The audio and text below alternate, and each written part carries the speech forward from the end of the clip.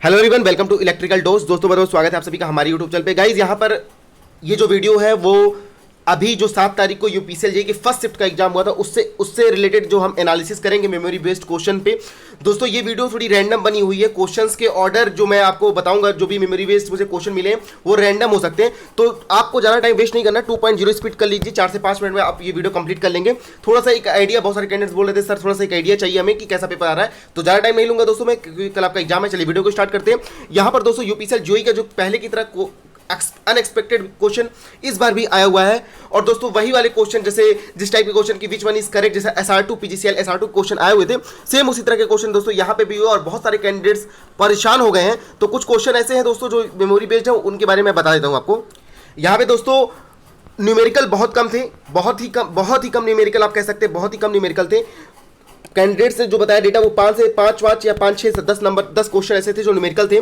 बाकी दोस्तों न्यूमेरिकल से एक क्वेश्चन आया था जो आसान क्वेश्चन की अगर बात करें तो 120 upon P NS equal to 120 F upon P से क्वेश्चन था। दोस्तों व्हीट स्टोन ब्रिज से भी 2 से 3 क्वेश्चन थे। और PLC स्काडा दोस्तों बहुत ही ज्यादा रोल प्ले किया है। PLC स्काडा दोस्तों कम से कम 8 से 10 क्वेश्चन PLC स्काडा के थे, ठीक है। इसके अलावा दोस्तों एनर्जी ऑडिटिंग के भी 8 से 10 क्वेश्चन थे। थायरिस्टर से रिलेटेड एक न्यूमेरिकल क्वेश्चन भी था, जिसमें एनोड करंट दी हुई थी। पूरा डेटा नहीं याद है, ठीक है। इसके अलावा दोस्तों एक नया सब्जेक्ट जो एंट्री लिया है यूपीसीएल में वो है ऑटोकैड से दोस्तों 5 से 6 क्वेश्चन थे, ठीक है। इसमें इस टाइप के क्वेश्चन थे कि फाइल को सेव करने के लिए जो एक्सटेंशन यूज होता है उसे क्या कहते हैं। और दोस्तों इसके अलावा कुछ क्वेश्चन ऐसे थे कि पीएलसी के ऑपरेटिंग सॉफ्टवेयर क्या है, पीएलसी के ऑपरेटिंग सॉफ्टवेयर MATLAB, ठीक है, PS, ये सारे क्वेश्चन रिलेटेड थे ऑपरेटिंग सॉफ्टवेयर क्या है।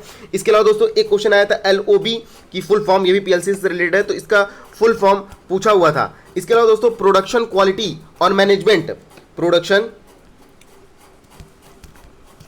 और मैनेजमेंट से दोस्तों टोटल 4 क्वेश्चन थे।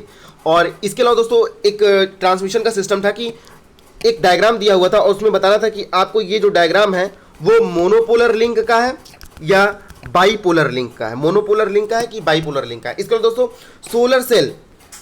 सोलर सेल से भी करीब दोस्तों 8 से 10 क्वेश्चन कैंडिडेट बता रहे हैं कि सोलर सेल से भी 8 से 10 क्वेश्चन यहाँ पे दोस्तों एग्जाम में आपके देखने को मिले हैं। इसके दोस्तों पावर इलेक्ट्रॉनिक्स से भी काफ़ी अच्छे क्वेश्चन इस बार कैरी हुए हैं।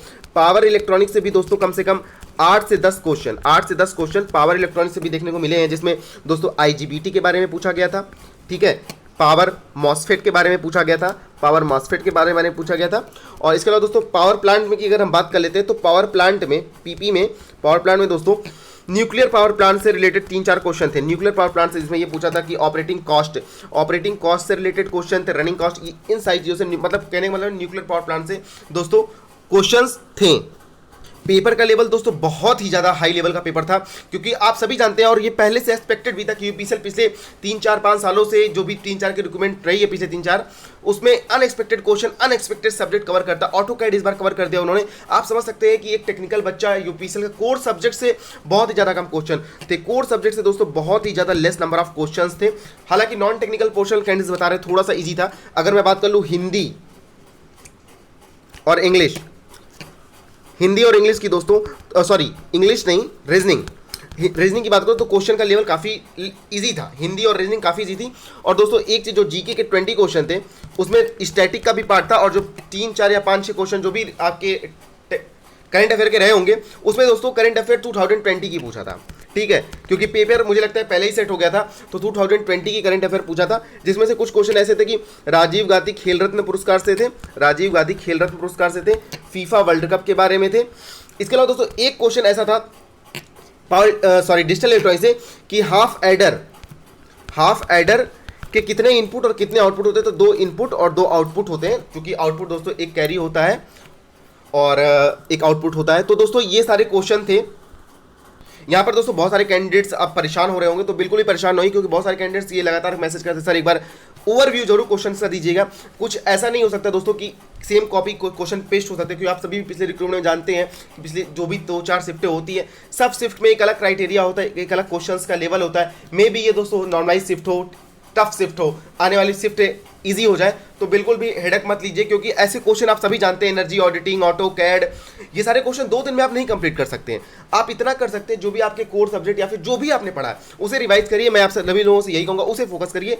बाकी दोस्तों जो होना होगा वो तो होगा ही, बाकी बिल्कुल टेंशन ना लेते हो। बाकी जो भी शिफ्ट बची हुई उनका पेपर दीजिए। तो चलिए दोस्तों, आज की वीडियो में बस इतना ही। Thanks for watching this video, see you next time.